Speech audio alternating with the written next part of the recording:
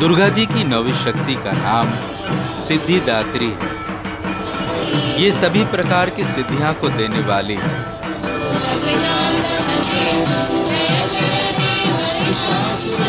नवरात्रि पूजन के 9वें दिन इनकी उपासना की जाती है।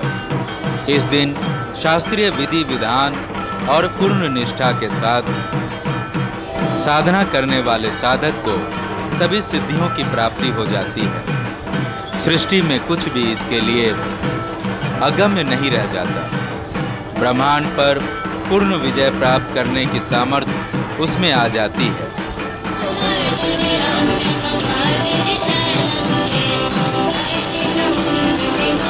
मार्कंडेय पुराण के अनुसार अणिमा, महिमा, गरिमा, लघिमा, प्राप्ति और वशिष्ठ ये माँ की सिद्धियां होती हैं। माँ सिद्धिदात्री भक्तों और साधकों को ये सभी सिद्धियां प्रदान करने में समर्थ हैं।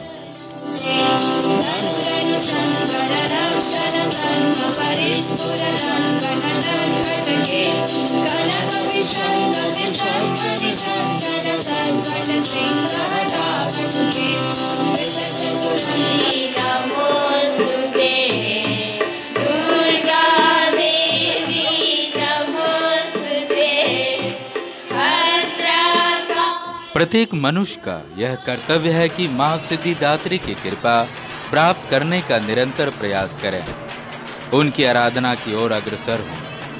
नव दुर्गाओं में माँ सिद्धिदात्री अंतिम है।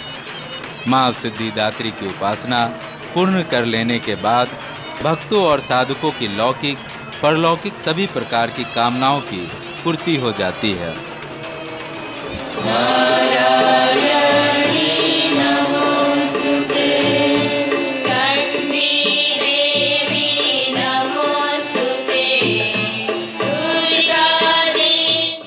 माँ सिद्धिदात्री के कृपा पात्र भक्त के भीतर कोई भी ऐसी कामना शेष नहीं बचती जिसे वह पूर्ण करना चाहे। वह सभी सांसारिक इच्छाओं आवश्यकताओं से ऊपर उठकर मानसिक रूप से भी माँ भगवती के दिव्य लोकों में विचरण करता हुआ विषय भोग से शून्य हो जाता है।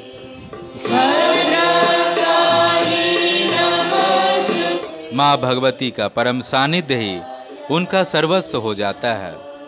उस परम पद को पाने के बाद उसे अन्य किसी भी वस्तु की आवश्यकता नहीं रह जाती। पुराण के अनुसार भगवान ने इनकी कृपा से ही इन सिद्धियों को प्राप्त किया। इनके अनुकंपा से ही भगवान शिव का आधा शरीर देवी का हुआ था। इसी के कारण वे लोक में अर्धनारीश्वर के नाम से प्रसिद्ध हुए।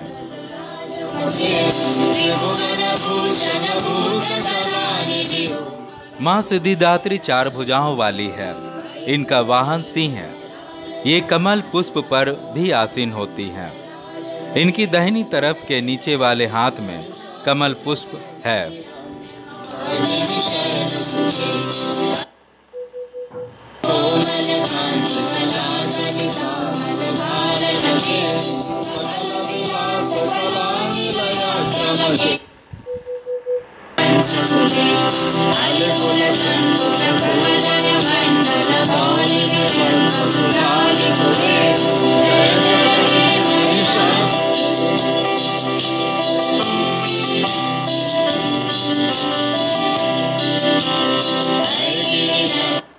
नवरात्र पर्व के अंतिम दिन नवमी को भगवती के सिद्धिदात्री स्वरूप का पूजन किया जाता है।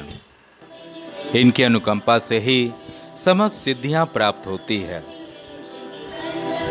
अन्य देवी देवता भी मनोवांछित सिद्धियों की प्राप्ति की कामना से इनकी आराधना करते हैं।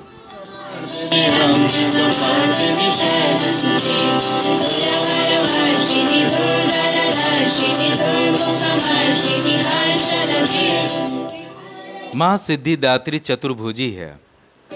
अपने चारों भुजाओं में वे शंख, चक्र, गदा और कमल धारण किए हुए हैं। इनका वाहन सिंह है।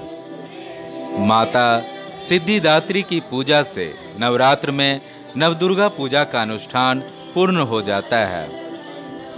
माता के नवे रूप की आराधना के साथ नवरात्र की पूजा संपन्न होती है।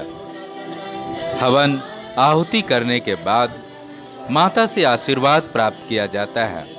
माता उनके सारे दुखों को, संतापों को हर लेती है।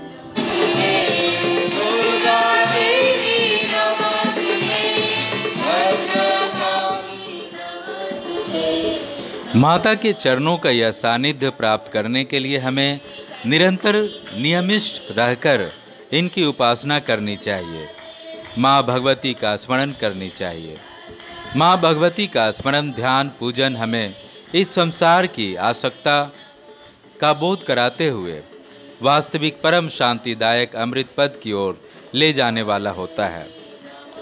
इनकी आराधना से जातक को अणिमा, लघिमा प्राप्ति, महिमा, दूर श्रवण, परकाया प्रवेश, वाक सिद्ध, अमृत भावना, सिद्धि, नव निधियों की प्राप्ति होती है।